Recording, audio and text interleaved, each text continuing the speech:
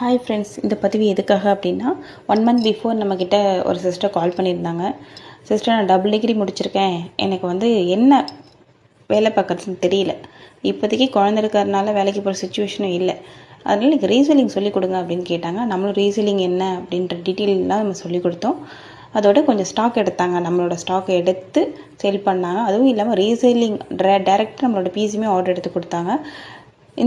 கரெக்டாக 1 மந்த் ஆச்சு என்னையோட. ஸோ இன்றைக்கி ஈவினிங் கால் பண்ணி, சிஸ்டர், நான் உங்களால் ரீசெல்லிங்கும் கற்றுக்கிட்டேன், நானும் ஒரு பிஸ்னஸ் பண்ணுறேன்னு வெளி உலகத்துக்கு இப்போ தெரியுது, என் ஹஸ்பண்டுமே என்னை ரொம்ப என்கரேஜ் பண்ணார், எல்லாமே உங்களால் தான் சொல்லும்போது எனக்கு அவ்வளோ சந்தோஷம்.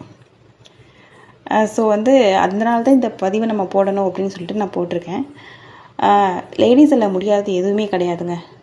நம்மளோட மனதைரியம் ஜென்ஸ்க்கு கிடையாது, அதுதான் உண்மை.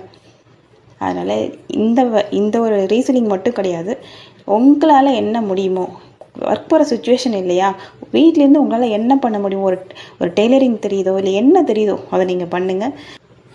ஸோ உங்களுக்கு என்ன தெரியுதோ அதை நீங்கள் சந்தோஷமாக செஞ்சிட்டே இருங்க. ஈவன் உங்கள் மனசுக்கு எது நல்லதுன்னு தோணுதோ அதை நீங்கள் செய்யுங்க.